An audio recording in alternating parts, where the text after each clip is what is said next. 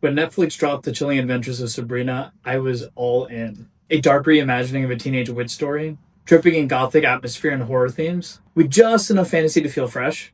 Season 1 had me hooked. The whole will she, won't she tension of whether or not she's going to stay full witch or go full human actually had me interested from the very beginning. Identity to either or is what gave her humanity and made her more interesting. But for me, as the series went on, the spell started to break. Magic rules muddled, musical numbers started creeping in, characters made baffling choices, and the tone slid into something that was a little too campy for me. I still found things I really enjoyed about this show. I think it's deeply flawed, but undeniably fun.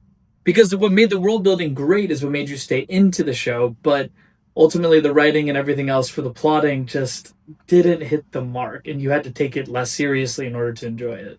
Hey, I'm Sage Patel, and I love all things science fiction and fantasy. I'm also author of a series called Tarek that combines a bit of both, and you should check it out. Today we're jumping into The Chilling Adventures of Sabrina, and to go back to where I was just talking about, let's start with season 1. For me, the premise was great. It actually hit everything I needed to go for the very first season. It was tight, it was compelling.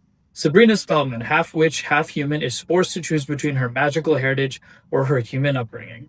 What makes it fun is her decision isn't just personal, it's political, it's magical, it has a lot of weight to it and a lot of lore that's built into the series. For me, the Church of Night is a fascinating creation. It's gothic, it's ritualistic, it's strange, it's creepy, and it's, to me, what makes world building fun and world building at its best for something like fantasy and horror being combined into something that is relatable, like coming of age stories. The ideas of witches and wizards, or rather warlocks, living in existence and bound to the Dark Lord with all this strange lore combined to it was really fun for me to get into. They balance their own laws with the human ones and trying to navigate them both simultaneously. It really did carry some of the same intrigue as Buffy the Vampire Slayer and elements of the Supernatural series. The first season for me worked well because it was about identity. Sabrina was a character torn between two different directions, and her struggle reflected the greater themes of faith, of rebellion, of family. That made the magic feel a little bit more than just the spells. It was like a metaphor. Ultimately, characters carried this show more than plot consistency. Ambrose, Sabrina Spellman's cousin, was by far my favorite character. He was witty, he was scheming, he was layered, he was complicated. Prudence had charisma and edge, and in many ways shined over Sabrina throughout the entire series. Nick Scratch filled the brooding archetype, but also lead into the love triangle story that the show leaned on a little bit too much. The aunts, Zelda and Hilda, were remarkable. They could have been one-note archetypes, but instead each of their arcs evolved very slowly through each season. Their evolution reflected the power dynamic shifting in the witch society. And for me, they ultimately grounded the chaos when the show sort of spun out of control. And then there's Lilith. Her arc was unsatisfying in places, but she was compelling. She was always caught between ambition and vulnerability. Kiernan Shipka's performance as Sabrina was very believable. But here's the catch. By the end of the series, I didn't actually like Sabrina as a character. And this is nothing to say anything about her performance. This is everything to do with the changing plot dynamics and then, of course, the writing that subsequently went with that. She made it harder and harder to be someone you wanted to root for, which was the whole point of undercutting the story, right? Like, she's the heart of the show. Early on, Sabrina explored the themes of faith, of family, of exploring identity. The Book of the Pieces was really cool from the very beginning. It wasn't just some magical object. It was something that implied control, implied power, implied all these other things that come with the cost of choosing something as the witch life. It was a reflection of how institutions use power to strip you of your individuality and of your sense of self. But as the show went on, these themes blurred. Magic rules became inconsistent. Sometimes a prayer worked, sometimes it didn't. Sometimes a spell worked, sometimes it didn't.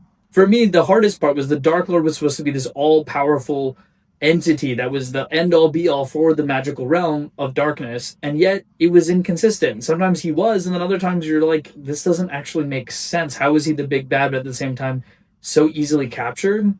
Instead of leaning more into the world building of belief, of faith, and all these other things that made the show great, to me, it ended up going in a direction that just relied on spectacle and chaos. Still, beneath it all, you could still feel those themes of grief, betrayal, generational conflict even. At its core, it was kind of a story about freedom of oppressive systems, with the relationship to her parents and everything else throughout the show, alluding to all these different aspects of kind of escaping the Dark Lord or everything else around the powers and finding ways to circumvent it all. But ultimately, it just didn't stay consistent with that. So let me talk about where Sabrina lost me, generally. By the end of season 2, the writing sort of lost its grip. The magic rules made no sense, and ultimately, that's the point of this, right? Characters also unraveled. And for me, the random musical numbers that appeared out of nowhere just disrupted the immersion of the entire thing. It made it feel even more campy than it needed to. Again, the Dark Lord himself was very confusing. Supposedly omnipotent, yet inconsistent. Who controlled what? How did prayer, artifacts, and spells sort of intersect in the end? The show never really committed to either of these things. And the lack of consistency frustrated fans. World building matters in fantasy.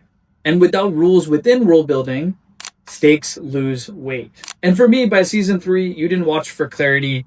You essentially watched for vibes. The finale was divisive. And without getting into spoilers, it did conclude, but personally, I didn't find it satisfying at all. The arc wrapped up in ways that it didn't feel earned. Sabrina's fate, Lilith's arc, the Church of Night, the resolution of it all just fell flat. Still, of course, the aunts remained very steady. Ambrose and Prudence were highlights. And even when the show faltered, they gave reasons for the viewers to care. Again, the ending wasn't terrible, it just wasn't satisfying. For a series that started off with so much promise, it felt like a slow fade rather than a grand finale. So, where does Sabrina fit in all of this? For me, it's fun but flawed. It's entertaining, it's campy, it's fun, it's dark, and at times it's actually great. But it's also inconsistent, confusing, and frustrating. If you accept this as a vibes first, not something you need to get into with the depth of the lore and getting into rabbit holes around things, like this is perfect, I guess.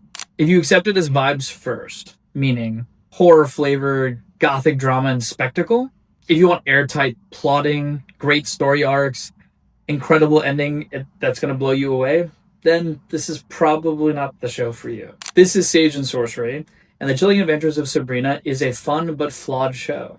This is not the masterpiece I hoped for, but it is worth your time if you're interested in a gothic ride that you go in with the right expectations.